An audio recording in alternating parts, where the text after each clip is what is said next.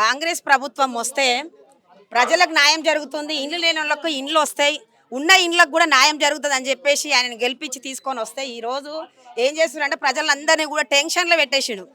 ఎప్పుడు ఏమవుతుందో, ఏ టైంలో ఏమవుతుందో అని చెప్పేసి టెన్షన్లో పెట్టేసి ప్రజలకు ఎక్కడ అర్థం కాకుంటుంది. ఇప్పుడు ముందుకు పోతే బాగుంది, వెనక పోతే చెరువు అయిపోయింది వాళ్ళకు. అసలు ఎవరికి ఏం చెప్పాలనో అక్కడ చూస్తే పోలీసు వాళ్ళు సతాయిస్తున్నారు. ఎవరు రావద్దు, ఇక్కడ ఎవరు ఏం ఇన్ఫర్మేషన్ ఇవ్వద్దు, ఏం చెప్పొద్దు అని వాళ్ళు అంటారు.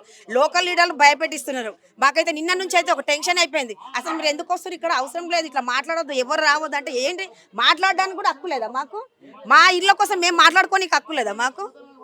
ఇది అసలు ఏంది, అసలు ప్రజాపాలన దొంగ పాలన. ఇది ప్రజల కోసం పాలన చేయడానికి వచ్చిర్రా, వాళ్ళ కోసం సంపాదించుకోవడానికి వచ్చిండ్రా? మేము అడిగేది ఒకటే, మూసీ ప్రాజెక్టు చేస్తామంటారు. మూసీ ప్రాజెక్టు చేస్తామంటే మూసీ పక్కన ఎన్ని ఇండ్లు ఉన్నాయి, ఆ ఇండ్లు ఎన్ని ఇండ్లు పోతున్నాయి, ఎన్ని ఉంటున్నాయి, కనీసం ప్రజలకు కూడా తెలియాలి కదా ముందు జాగ్రత్తకు. ఇప్పుడు తెలియకుండా ఎప్పుడు ఏ ఇండ్లు ఎప్పుడు మన ఖమ్మంలో తీసినట్టు తీసేస్తారేమో అని చెప్పేసి ప్రతి ఒక్కరు భయపడుతున్నారు. అది కాదు కదా వాళ్ళ పరిపాలనలో మేము ఇది చేస్తున్నాము, దాంట్లో గిన్ని ఇండ్లు పోతున్నాయి, ఇది ప్రాబ్లము, ఇది అని సమాధానం చెప్పాలి. ప్రజలకు సమాధానం చెప్పకుండా ఖాళీ మూసి నుండి 50 మీటర్లు రోడ్డుకు తీస్తాం ఇండ్లు అని చెప్పేసి ఖాళీ మీటర్లు తీస్తామని చెప్తారు. అందులో ఎన్ని ఇళ్ళు పోతే తెలియదు కదా, ఎన్ని ఇళ్ళు పోతాయి అసలు ఏంది. కొంతమంది అయితే మొన్న కట్టుకున్నారు, అందరు 20 లక్షలు 30 లక్షలు లోన్లు పెట్టి ఈఎంఐలు తీసుకొని ఇండ్లు మళ్ళీ ఇండ్లు అమ్ముకొని కూడా మళ్ళీ వాళ్ళు అక్కడనే కట్టుకున్నారు. చిన్న ఇండ్లు ఉంది కదా మళ్ళీ పెద్ద ఇల్లు తీసుకోవాలని చెప్పేసి ఆ చిన్న అప్పులు తెచ్చుకొని చిన్న ఇల్లు తీసి కొంచెం మళ్ళీ పైన కింద కట్టుకున్నారు. ఇప్పుడు అట్లాంటి వాళ్ళే తీసేసి ఒక్కొక్క ఫ్యామిలీలలో 50 గజాలు ఉన్న 4 ఫ్యామిలీలు ఉన్నాయి అందులో. అంటే అందులోనే పార్టీషన్ వేసుకొని ఉన్నారు. మరి ఇప్పుడు అక్కడ ఎక్కడో తీసుకుపోయి అక్కడ వేస్తే ఉన్న ఒక ఫ్యామిలీలో 4గురికి ఇస్తారా మరి ఇండ్లు? అట్లా చెప్తున్నారా? ఏది లేదు, ఖాళీ తీసేస్తాం. అది కూడా ఇప్పుడు కొత్త సిస్టమ్ పెట్టిరు, ఫోన్ నెంబర్ ఉండాలంట. ఫోన్ నెంబర్తోని వీళ్ళకి ఇల్లు ఉందా, వీళ్ళకి రేషన్ కార్డు ఉందా, వీళ్ళకి లోన్ వచ్చిందా, వీళ్ళకు ఓటర్ లిస్ట్ ఉందా, వీళ్ళు ఎన్ని సంవత్సరాల నుంచి ఉంటున్నారు, ఫోన్ నెంబర్తో అన్ని తెలుసుకుంటారంట. మరి ఫోన్ నెంబర్తో తెలుసుకోవాలి, లింక్ ఉందా లేదా తెలియాలి కదా ప్రజలకు. ఆ లింక్ ఉంటేనే కదా వాళ్ళకి ఇల్లు ఉంది లేని తెలుస్తుంది. అసలు లింక్ కూడా ఉన్నదని తెలియదు. ఆధార్ కార్డు లింక్ ఉందా లేదా, కనీసం ప్రజలకు ఏ అవగాహన లేదు. అసలు ఏం చేస్తున్నారో ఈ ప్రభుత్వం తెలియదు. అచానక్ వచ్చి ఎప్పుడు మీద పడుతున్నారు అని చెప్పేసి టెన్షన్లో చచ్చిపోతున్నారు పబ్లిక్. మొన్న 2-3 హార్ట్ అటాక్ వచ్చి చనిపోయారు. అసలు ఏంది ఇంత భయపెట్టిస్తుంది గవర్నమెంట్? అసలు గవర్నమెంట్ వచ్చేటప్పుడు ఎంత ఆశపడ్డారో అంత నిరాశ అయిపోయింది. ఇప్పుడు ఎంత భయపడుతున్నారు అంటే ఇప్పుడు మాకే మాట్లాడుతుంటే వణుకు పుడుతుంది. అసలు ఎప్పుడు ఏమవుతుందో, ఎప్పుడు ఏందో అని చెప్పేసి ఇంత భయంతో బతారా ప్రజలు? ప్రజా పాలన అంటే ఇదేనా దొంగ పాలన? మేము అడిగేది ఒక్కటే, ఈ మూసీ గురించి ప్రజలకు అందరికీ తెలియజేయాలి ఒకటి. రెండోది, ఇక్కడే వీళ్ళకి ఇండ్లు కట్టియాలి. ఇప్పుడు వీళ్ళంతా 70-80 ఏళ్ళ సంది, మళ్ళా వీళ్ళే 70-80 ఏళ్ళు ఉన్నారు. మళ్ళీ వీళ్ళ అత్త మామ వీళ్ళందరూ కూడా ఇక్కడనే పుట్టి పెరిగిన వాళ్ళు. మరి ఇక్కడ పుట్టి పెరిగిన వాళ్ళకు అర్హత లేనప్పుడు మరి మీకెట్లా ఉన్నది? 5 ఏళ్ళు మీరు పాలనకే మీకు ఇన్ని కావాలి. మరి 100 సంవత్సరాల నుంచి ఉన్న వాళ్ళకి పాలన వద్దా? ప్రజలకు పాలన వద్దా? వాళ్ళు బతకొద్దా? వాళ్ళ సొంతంగా ఆలోచించవద్దా? 5 సంవత్సరాల కోసం మీరు ఇంతకనం ఆలోచిస్తే మరి 100 ఏళ్ళ సంది ఉన్న వాళ్ళు వాళ్ళ ఆలోచనలు ఎట్లుంటాయి? ఇంకా వాళ్ళ ఫ్యామిలీ, వాళ్ళ పిల్లలు, ఆ పిల్లలకు పనులన్నీ ఇక్కడనే. ఆడవాళ్ళకు కూడా ఏ ఉద్యోగాలు లేవు, ప్రైవేట్ ఉద్యోగాలు. ఆ ప్రైవేట్ కూడా ఏంటి, ఇళ్ళలో పని చేసుకోవాలి. వాళ్ళకి 2 టైంలు తిండి తినాలంటే పని చేసుకోవాలి. ఇప్పుడు ఆటోలు కూడా నడుస్తలేవు తెలుసు. ఆటోలలో ఉన్న పరిస్థితి ఏంది? ఫ్రీ బస్సు పెట్టి జనాలను ఇంకా రోడ్డు మీద వేసేసాడు. ఆ లైన్లో వాళ్ళని చూస్తుంటే అసలు ఎంత బాధపడుతున్నారు. అలాంటి వాళ్ళ కోసం ఆయన మాట్లాడుతున్నారా? వాళ్ళకి ఇంకా సరే ఆటోని నడిపిస్తే బతకగలుగుతారు, మళ్ళీ ఆటో లేకుండా ఇంకా వేరే ఏదైనా పని చేసుకోవాలని చెప్పడానికి కూడా లేదు గవర్నమెంట్.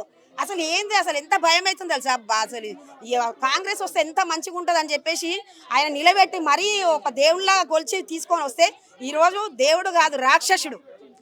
ప్రజలకు రాక్షసుడు అంటే ఈయననే. ఇప్పుడు అంతకుముందు ఉన్న ప్రభుత్వం ఏమో కనీసం వచ్చి మీకు ఇక్కడనే కట్టిస్తామని ఒక మాటనే చెప్పారు. ఇప్పుడు ఈయన 2 నెలలు 3 నెలలు అయితే తీసేస్తామని అంటారు. కానీ అసలు ఏం తెలియదు, ఎక్కడ వరకు ఇండ్లు పోతాయి ఏంటి, అసలు ఏంది ఏం తెలియదు. మూసి ప్రాజెక్టు గురించి ఎవ్వరికి తెలియదు. ఇప్పుడు ఇళ్ళల్లో వచ్చి అడుగును మాకేం తెలియదు అని చెప్తారు. రేపు సడన్గా వస్తే అసలు ఎక్కడ పోతారు వాళ్ళు?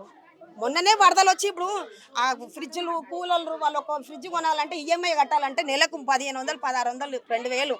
అసలు అవి ఏడికించి వస్తాయి? ఎట్లా వస్తాయి పైసలు? వాళ్ళు ఎట్లా బతకాలి? ప్రజలు బతకడం కోసం ఏంది అన్నది ఆలోచన ఏం చెప్తలేదు.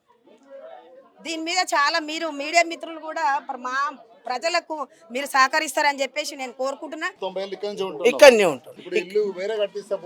ఇక లేదు నాన్న, ఇవి కట్టిస్తా అంటే మేము కట్టుకుంటాం. ప్రభుత్వానికి అందరికి నమస్తే అంటున్నా కదా నాన్న.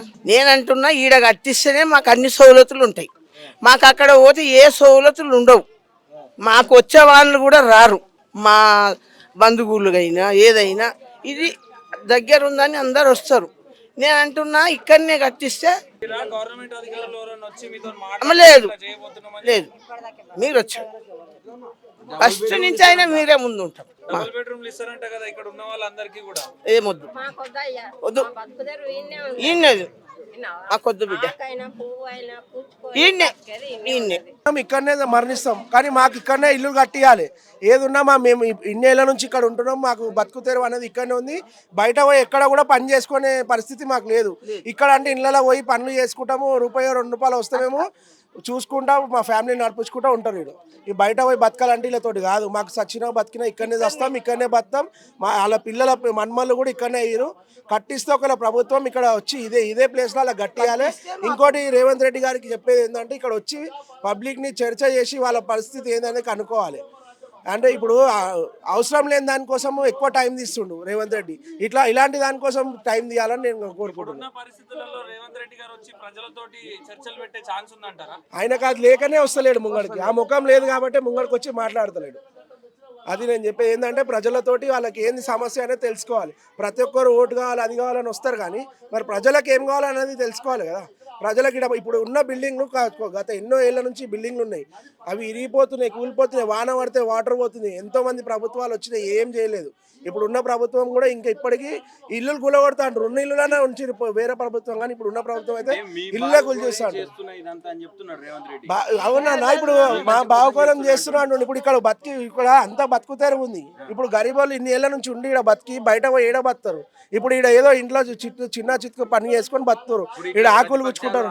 మీ గురించి మాట్లాడితే మీరు పోయి ఒకసారి అక్కడ ఉండి చూడండి, తెలుస్తుంది వాళ్ళ బాధ ఏందో, వాళ్ళ కోసమే చేస్తున్నాను నేను ఇదంతా అని చెప్తున్నాడు. లేదు ఆయన వచ్చి ఉండమని ఇక్కడ మాకు తెలుస్తుంది కదా. ఆయన అసలు మా దగ్గరకు వచ్చి ఒక్కసారి కూడా చర్చ చేయలేదు, ఒక మీటింగ్ వేయలేదు.